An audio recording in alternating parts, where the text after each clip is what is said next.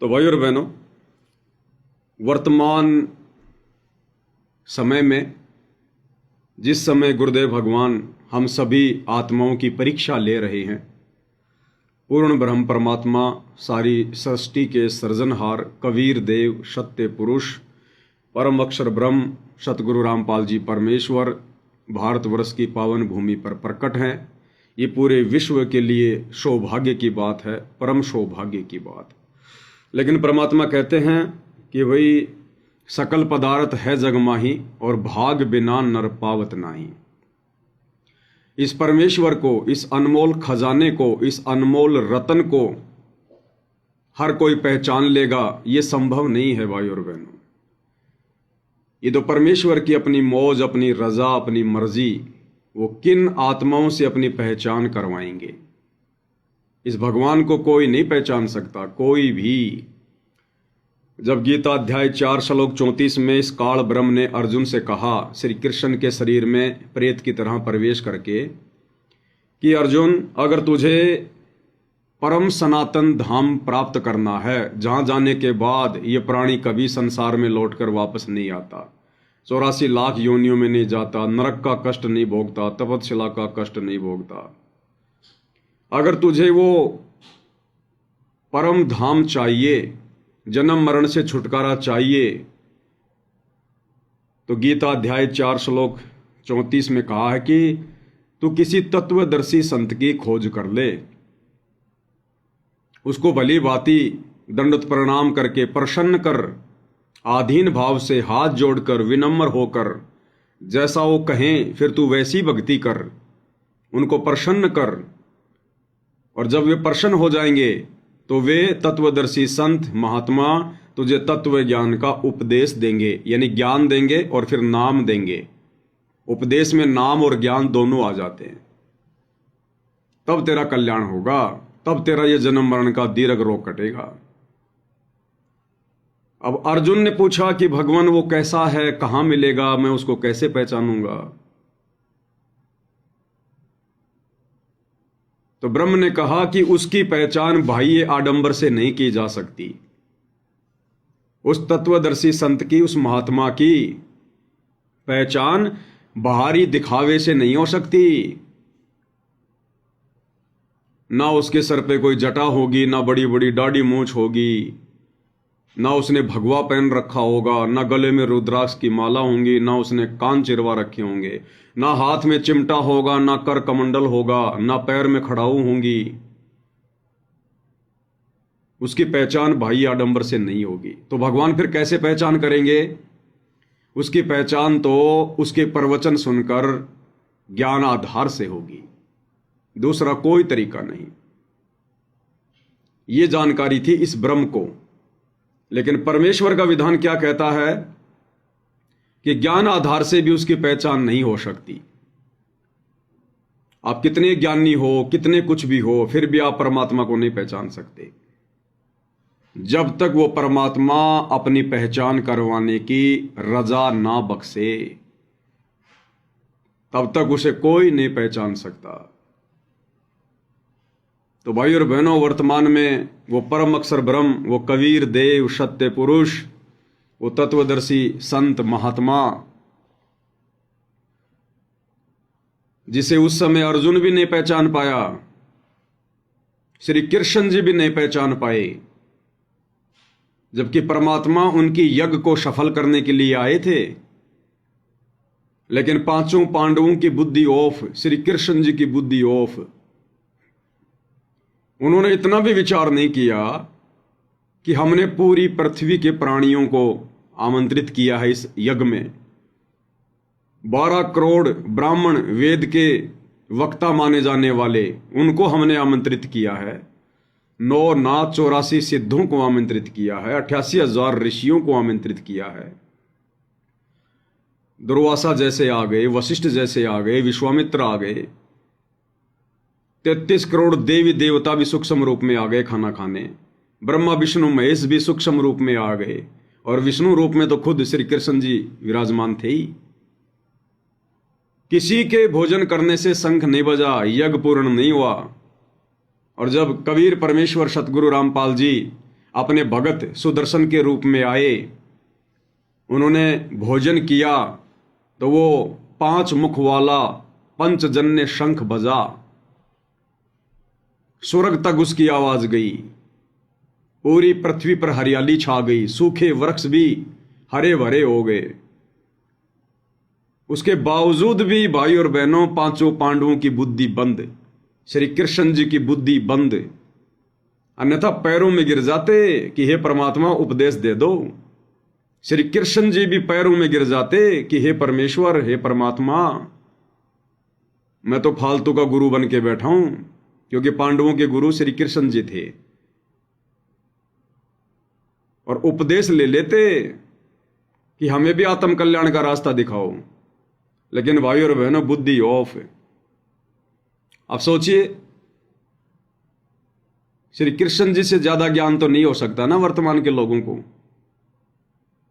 तो जब वो भी नहीं पहचान पाए तो बताओ भाई और बहनों, ज्ञान से उस परमात्मा की कैसे पहचान हो जाएगी? ये ज्ञान तो उस समय काम आएगा, इस ज्ञान को तो उस समय आधार बनाया जाता है जब वो कबीर भगवान सतगुरु रामपाल जी एक साधारण से इंसान, व्यक्ति, संत, महात्मा के रूप में आकर जब अपनी पहचान करवाते हैं, अपनी विशेष आत्माओं से उनका ज्ञान योग खोलते हैं, और जब वे आत्माएं अपने जैसे इंसान के रूप में आए हुए उस कबीर भगवान को पहचान लेती हैं, उसके बाद जो उनको उपदेश दिया जाता है, भक्ति करने का तरीका बताया जाता है, नियम मर्यादाएं बताई जाती हैं, फिर ये ज्ञान आधार काम आएगा उस भक्ति को सफल बनाने के लिए। इस ज्ञान को आधार बनाकर भगवान को पहचाना नहीं जा सकता। आप और हमारे अंदर, पिछली पीढ़ी वालों के अंदर तो ज्ञान है ही क्या। जब सतयुग में इतने बड़े बड़े वेदों के ज्ञाता, कंठस्थ याद करने वाले मनु जैसे नहीं पहचान पाए, त्रेता में वशिष्ठ जैसे नहीं पहचान पाए, विश्वामित्र जैसे नहीं पहचान पाए, दुर्वासा जैसे नहीं पहचान पाए, तो भाई और बहनों, ये आप और हमारा कोई परम सौभाग्य है, हमारा कोई पुरबला भाग जग गया। जैसा कि गुरुदेव कहते हैं, सखीरी मारे जगे पुरबले भाग, आज गुरु दर्श दिखाए री। ये गुरु तो सदा ही रहता है पृथ्वी पर, सदा ही किसी न किसी रूप में, लेकिन कोई इनको पहचान नहीं पाता है। तो ये स्वयं अपनी पहचान करवाते हैं, स्वयं। और भाई और बहनों, यदि वर्तमान में पूज्य गुरुदेव भगवान ने, इस कबीर परमात्मा ने अपनी पहचान करवाई है केवल चंद आत्माओं को, सबको नहीं करवाई अभी भी। पूरी दुनिया तो वैसे ही धोखे में बैठी है। देखो, इन विदेश वालों का नंबर तो बहुत बाद में आएगा, बहुत बाद में आएगा। इनका तो इस जन्म में मोक्ष नहीं है, इस कलयुग की पिछली पीढ़ी में मोक्ष नहीं है जो विदेशों में है। कौन? जो वहां के जो परमानेंट, जो मूल निवासी हैं, वो नहीं जो एनआरआई हैं, जो हिंदुस्तानी हैं, या जो हिंदी भली भांति जानते हैं, गीता, वेद, कुरान, पुराण से भली भांति जो परिचित हैं, वो चाहे अमेरिका में बैठा हो, चाहे नेपाल में, चाहे जापान में, उनकी बात नहीं हो रही।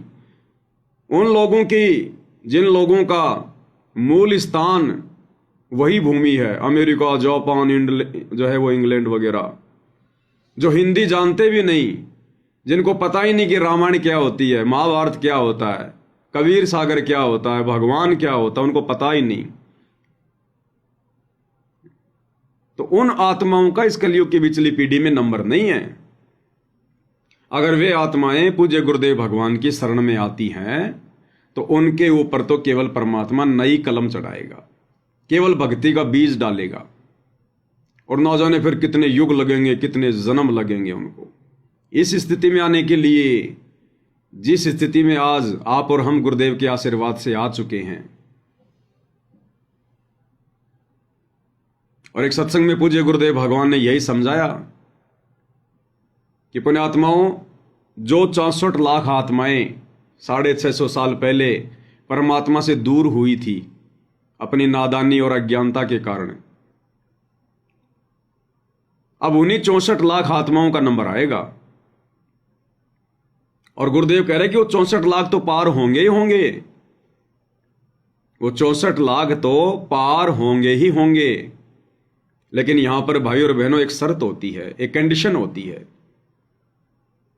जैसे परमात्मा कई सत्संग में कहते हैं कि पूरा विश्व पार होगा, और अभी आप जो सत्संग सुनने जा रहे हैं उसमें गुरुदेव कह रहे हैं कि 64 लाख ही पार होंगे, बाकी तो नई कलम चढ़ेगी। तो क्या पूरे विश्व में 64 लाख ही हैं क्या इंसान? तो गुरुदेव के कहने का भावार्थ अलग अलग होता है, चाहे 64 लाख हो और चाहे पूरा विश्व हो। कंडीशन क्या है? अंतिम श्वास तक गुरु मर्यादा, जो नियम गुरुदेव ने बता दिए, जो मर्यादाएं बता दी हैं, उनका पालन करते हुए और गुरु को ही परमात्मा के रूप में मानकर हृदय से, आत्मा से, फॉर्मेलिटी नहीं, और आत्म कल्याण की एक कशक बनाकर, एक वो तड़प बनाकर अपने हृदय में जो भक्ति करेगा अंतिम श्वास तक, वही आत्माएं यहां से पूर्णतया मोक्ष प्राप्त करेंगी। बाकी पार तो हो जाएंगे। पार होने का मतलब है लंबे समय तक 84 लाख योनियों के कष्टों से बचे रहेंगे। परमात्मा उनको लंबे समय के लिए ब्रह्मलोक में बैठा देगा, विष्णु जी के लोक में बैठा देगा। उनको भी पार होना ही कहा जाता है। परंतु पूर्ण मुक्ति, पूर्ण मोक्ष केवल वही आत्माएं प्राप्त कर पाएंगी जो इस वर्तमान कलयुग की बिचली पीढ़ी में अपने होशो हवास में रहकर भक्ति करेंगी। होशो हवास में, और होशो हवास क्या होता है? जैसे वर्तमान में साध संगति से जुड़कर सत्सेवक भाई बहन अपने पूर्ण होशो हवास में रहकर भक्ति कर रहे हैं। सन 2014 बरवाला कांड के बाद काल ने बहुत कोशिश की हमें ठगने की, हम सत्सेवक भाई बहनों को तोड़ने की, हमारी मर्यादा तुड़वाने की, हमें डराने की, धमकाने की, मुकदमे करवा दिए, जेल करवा दी, मार पिटाई करी, गालियों की सीमाएं नहीं, धमकियों की सीमाएं नहीं। हर प्रकार से काल ने अपने दूतों को पीछे लगा के रखा, लेकिन फिर भी हम भगत भाई बहन दृढ़ रहे। हम झुके नहीं उनके आगे, अपनी मर्यादाएं नहीं तोड़ी हमने। हम उन आरक्षणों में जाकर नहीं बैठे, हमने गुंडों की सीबीआई जांच का समर्थन नहीं किया, हमने इन आश्रमों में जाकर किसी भी कुपात्र को ज्योति पाठ और दान का पैसा नहीं दिया। हम नहीं गए परशुराम की जयंती में, हम नहीं गए सिरसा अनाज मंडी में कबीर जी का जन्मदिन मनाने, जयंती मनाने। हमने कोई सहयोग नहीं किया जाटों की धर्मशाला बनवाने में। हम नहीं गए अयोध्या के भंडारे में आन उपासना को बढ़ावा देने। हम नहीं जाते, दर दर धक्के नहीं खाते हम 4-4 किलो चावल, 10-10 किलो आटा लेकर अन्नपूर्णा मुहिम, अन्नपूर्णा मुहिम, रोटी कपड़ा और मकान सबको देगा कबीर भगवान। आज से पहले क्या काल दे रहा था? अरे आज से पहले क्या काल दे रहा था क्या? तो ये मनमाना आचरण। हम नहीं बनवाते स्टेडियम, हम आश्रमों पे आश्रम बनाकर इन पत्थरों में अपना पैसा बर्बाद नहीं करते। तो बहुत कोशिशें करी काल ने, लेकिन परमात्मा ने साथ संगतियां शुरू करवा दी पहले ही। हर प्रकार से जानकारियां देनी शुरू करवा दी अपने कुत्तों को निमित्त बनाकर। और हम भगत भाई बहन जागरूक रहे, सचेत रहे, इसलिए आप और हम बचे रह गए। इसलिए सत्सेवक भाई बहन अपने पूर्ण होशो हवास में रह के भक्ति कर रहे हैं। हमें अपने गुरु में परमात्मा दिखाई दे रहे हैं। उधर आश्रम वाले भाई बहनों को गुरु में परमात्मा नजर नहीं आते। उनको तो एक कागज के टुकड़े में कबीर जी की समझे जाने वाली मुर्दा फोटो में भगवान नजर आते हैं। तो वे आत्माएं अपने होशो हवास में नहीं है। उन्हें पता ही नहीं परमात्मा कौन है। अभी पता ही नहीं उनको कि परमात्मा कौन है। भाई और बहनों, गुरुदेव ने एक सत्संग में बताया कि 5 अंधे थे, 5 अंधे, और उन अंधों ने कहा किसी से कि भैया हमारे को हाथी दिखा दो। अब समझदार आदमी ने कहा कि तुम अंधे हो, हाथी तुम देखोगे कैसे भाई? मुन्ना बोला हम देख लेंगे, हमारे हाथ है ना, ये हमारी आंखों का काम करते हैं, हम देख लेंगे। तो जब गांव में कोई हाथी आया, कोई मांगने वाला आया व्यक्ति हाथी लेकर, तो उसने कहा भाई आ जाओ तुम्हारे को हाथी दिखा देता हूं। तो 5 अंधे चले गए और मावत से कह दिया कि मावत जी थोड़ा इनको हाथी देख लेने दो, इनकी इच्छा है। बोला भाई देख लो। तो उस हाथी के पास ले जाके उन 5 अंधों को छोड़ दिया। अब एक अंधे के तो सूंड हाथ में आ गई, तो उसने तो यूं देखना शुरू कर दिया, यूं नीचे से ऊपर तक सूंड का पूरा एग्जामिन निरीक्षण करना शुरू कर दिया। दूसरे के हाथ में उसकी पूंछ आ गई, उसने पूंछ को चेक करना शुरू कर दिया, कितनी लंबी है क्या नहीं है। तीसरे के हाथ में हाथी का कान आ गया, उसने कान को यूं हाथ में फेरना शुरू कर दिया, क्या है जुगाड़ ये। चौथे के हाथ में हाथी का पैर आ गया, उसने यूं बांध गाल गाल के देखना शुरू कर दिया ऊपर से नीचे तक। और एक मेरे जैसा था, उसके हाथ में आ गया हाथी का पेट, उसने यूं हाथी के पेट पे हाथ फेरना शुरू कर दिया कई देर तक। उस व्यक्ति ने कहा भाई देख लिया? हाँ बोले भाई देख लिया। बोले आ जाओ चलो अब झोपड़ी में चलते हैं। चले गए।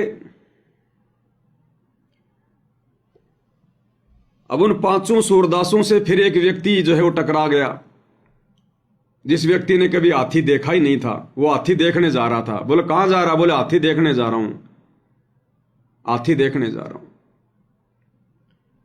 तो बोले हम बता देंगे हाथी कैसा होता है, हमारे को पता हाथी का। बोले तुम बता दो। तो एक सूरदास बोला, जिसके हाथ में हाथी का सूंड आ गया था, उसने देखा बस यो ही हाथी। बोला हाथी लंबी सी पाइप के जैसा होता। बोलो हाथी लंबी पाइप जैसा होता, बोले लंबा सा। तो दूसरा बोला है, बोले झूठ बोल रहा है। दूसरा अंधा बोला, बोले झूठ बोल रहा है, हाथी तो थाम के जैसा होता है, पिल्लर के जैसा। जैसे खंबा आता ना मोटा सा बड़ा सा गोल गोल, हाथी तो थाम के जैसा होता है। क्योंकि उसके हाथ में उस समय हाथी का पैर आया था, तो उसने पूरा निरीक्षण कर लिया था कि बस हाथी ऐसा ही होता है। बोला हाथी तो थाम के जैसा होता है, पोल के जैसा। तीसरा बोला भाई ये झूठ बोल रहा है, हाथी तो छाजड़े के जैसा होता है, सूप के जैसा छाज। उसके हाथ में हाथी का कान आ गया था, उसने पूरा हाथ फेर के देख लिया था। सूप होता है जैसे माता बहनें जो गेहूं वगैरह साफ किया करते थे पहले, उसको छलना कहते थे, लकड़ी का बना होता था वो सूप छाज। तो उसके हाथ में हाथी का कान आ गया था, तो उसने हाथ फेर के देखा लंबा चौड़ा। बोले हाथी तो बोले सूप के जैसा होता है, छाछ के जैसा। चौथा बोला भाई ये झूठ बोल रहा है, ये झूठ बोल रहा है। बोलो हाथी तो बोला पतली सी रस्सी जैसा होता है, उसके हाथ में हाथी की पूंछ आ गई थी। बोले हाथी तो बोलो रस्सी जैसा होता है, रस्सी जैसा। पांचवा बोला भाई ये चारों झूठ बोल रहे हैं, हाथी तो बोला दीवार के जैसा होता है, दीवार के जैसा। उसके हाथ में हाथी का पेट आ गया था, उसने यूं देखा चारों तरफ। बोला जैसे मड प्लास्टर होता ना, दीवार होती है, बोले वैसा होता हाथी, बिल्कुल ऐसे जो है वो खुरदरा खुरदरा। एक समय कहते हैं 5 अंधे थे, वो कहने लगे भाई हमने कोई हाथी दिखा दे। एक कहने लगा हाथी दिखा दो। भाई तुम देखोगे कैसे कि हम अपने हाथों से काम ले लेते हैं आंखों का। वो कहने लगे अच्छा भाई हाथी तो हम दिखा देंगे। ऐसे कोई गांव में आ रहा था, ऐसे रोटी मांगनी है हाथी के साथ, उसको कह दिया भाई 2 मिनट हट जाए हाथी दिखा दे। वो चारों तरफ वो अंधे छोड़ दिया हाथी गए, अपनी अपनी अनुभूति करने लगे, अपना अपना एक्सपीरियंस उन्होंने देखा कि एक ने तो पैर मिल गए, उन पैरों को नीचे से ऊपर तक खूब अच्छी तरह निरीक्षण करता है। एक का काना का हाथ लग गया, वो कानों के ऊपर से खूब अच्छी तरह उनको देख रहा है, कोई पूछे तो बता दूंगा कैसा होता हाथी। एक पूछड़ को, एक सूंड को और एक पेट पर का हाथ फेरा। 5 आगे देख कर रास्ते में पूछा कहाँ गए थे सूरदास, कि हाथी देख कर आए हैं भाई। तुमने हाथी देखा कैसे भाई? अगर देखा क्यों हम बता दें पूरा पूरा। अगर बता होता है, एक कहता है हाथी होता है थांब जैसा, थंब खंबा नहीं होता, क्योंकि उसने पैरों का निरीक्षण कर रखा था। वो कहता है हाथी थंब जैसा होता है, पिल्लर अनप्लस्टर्ड पिल्लर हो है ना जो, बोला ऐसा होता है। एक बोला ये झूठ बोलता है, हाथी होता है पाइप के सा, वो सूंड पर के हाथ फेर रहा था। तीसरा कहता नहीं नहीं, हाथी होता सूप जैसा, सूप माने छाछ, वो कानों के ऊपर से पूरी निरीक्षण कर रहा था। चौथा कहता है ये तीनों झूठ बोले हैं। हाथी होता है पटे जैसा, वो पूंछड़ पकड़ रहा था, पूंछ के दूम पर क्या हाथ फेर रखा था, एक्सपीरियंस कर रखा था। तीसरा कहता नहीं नहीं, हाथी होता है दीवार जैसा, कच्ची बीत हो ना, प्लास्टर मड प्लास्टर कर रखा हो, मिट्टी की लिपाई कर रखी हो, वो पेट पर हाथ फेर रहा था। वो पांचों लड़े आपस में। तो उस आँखों वाले ने बताया, भाई आंखों वाले ने कहा ये तो these are the parts of the elephant, ये तो हाथी के हिस्से हैं जिन्हें तुम हाथी मान रहे हो। इन सब को मिला के हाथी, और वो जो उसकी सही स्थान है वो तुमने देखा ना, जो कमर पर। तो बाद में गुरुदेव भगवान ने बताया कि पुण्यात्माओं, उन नादानों को पता ही नहीं था कि हाथी होता कैसा है। जो वो व्याख्या कर रहे थे ना अलग अलग, वो तो हाथी के अंग हैं, अंग, उन सबको मिला के हाथी बनता है। तो इसी प्रकार भाई और बहनों, इन सतलोक आश्रम वाले भाई बहनों को, कोऑर्डिनेटरों को, गुरु जी के परिवार को पता ही नहीं कि परमात्मा कैसा होता है। किसी ने तो मुनिंद्र जी को परमात्मा मान लिया, मुनिंद्र धर्मार्थ ट्रस्ट, बस। किसी ने दाढ़ी मूंछ वाले कबीर को परमात्मा मान लिया कि 650 साल पहले आए थे परमात्मा। किसी ने गरीबदास जी को मान लिया, गरीबदास जी का बौद्ध दिवस मनाना शुरू कर दिया, गरीबदास जी परमात्मा। कोई दादा गुरु जी को भी दंडोत मार रहा कि बस दादा गुरु जी। तो भाई और बहनों, ये तो परमात्मा के अंग हैं, अंग। ये तो परमात्मा ने लीला की थी भिन्न भिन्न रूप में आकर। इन सबको मिलाकर परमात्मा बनता है, इन सबको मिलाकर। ये तो परमात्मा के अंग हैं, परमात्मा के रूप हैं। ये तो चारों युग में हम पुकारें, कूक कहा हम हेल रे, हीरे मोती माणक बरसे, ये जग चुगता ढेल रे। अब असली परमात्मा कौन है, साक्षात परमात्मा कौन है, अगर जानना है तो सतगुरु रामपाल जी को देख लो। सतगुरु रामपाल जी को देख लो, ये है पूर्ण परमात्मा, आध्यात्मिक हाथी। बाकी तो उनके अंग हैं जिनके तुम किसी का बौद्ध दिवस मना रहे हो, गरीबदास जी का, किसी का जून में तुम प्रकट दिवस मना रहे हो, कोई तो कह रहा हो कागज का टुकड़ा ही भगवान है। तो ये तो भाई परमात्मा के अंग हैं, इन सबको मिला के हाथी बनता है। और फिर कहते हैं एक के साधे सब सदे, सब साधे सब जाए, और माली सींचे मूल को फले फुले अघाए। उस एक की पूजा करनी पड़ेगी। कोई कान को पकड़ के बैठा है, कोई पैर को पकड़ के बैठा है, कोई सूंड को पकड़ के बैठा है। तो इन आश्रम वाले भाई बहनों को भी नहीं पता अभी तक। इनके दरबार में 5-5 फोटोएं रखी है, 5-5 फोटोएं। उन सूरदासों जैसी हालत है, उन अंधों जैसी हालत है। इनके दरबार में जाके देखना, इस कोने में तो गरीबदास जी वाली फोटो, इस कोने में दाढ़ी मूंछ वाले गरीबदास जी की, इस कोने में दादा गुरु जी की, इस कोने में पंडित चिदानंद जी की, बीच में सतगुरु रामपाल जी की। इनको यही नहीं पता कि परमात्मा है कौन। अरे परमात्मा 5 है क्या? तुम तो उन अंधों से भी गए गुजरे। उन अंधों को कम से कम कोई बताने वाला तो नहीं था। उन अंधों को कोई सतगुरु तो नहीं मिला था, कोई तत्व ज्ञान तो नहीं था। बेचारे आइडिया लगा रहे थे। अरे तुम्हारे को तो सब कुछ बता दिया भगवान ने, फिर भी तुम नहीं पहचान पा रहे कि परमात्मा कैसा होता है, परमात्मा कौन है। तो ये आश्रम वाले भाई बहन भी अपने पूर्ण होशो हवास में नहीं है।